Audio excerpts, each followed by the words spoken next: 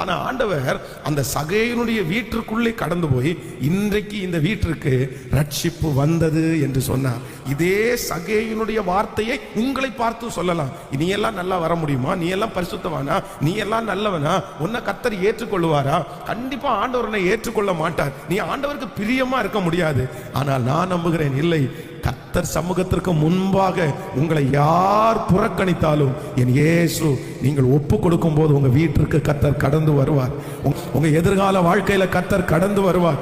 இன்றைக்கு நான் நம்புகிறேன், சகேயுவை போல கர்த்தர் நிறைய பேருடைய கரத்தை பிடித்து, வா, நான் உன்னோடு இன்று உன் வீட்டிலே தங்க வேண்டும். நான் நம்புகிறேன், அன்றிலிருந்து அந்த சகேயுனுடைய வாழ்க்கை ஒரு பெரிய வெளிச்சமானது போல எல்லாரும் தள்ளினாலும் இயேசு நம்மை தள்ளவே மாட்டார். ஆமென். கர்த்தர் சேர்த்து கொள்ளுகிறார். ஆண்டவர் உங்களை சேர்த்து கொள்ளும் போது சுற்றி இருக்கிற அநேகர் உங்க சார்பில் வருவார்கள். ஆமென்.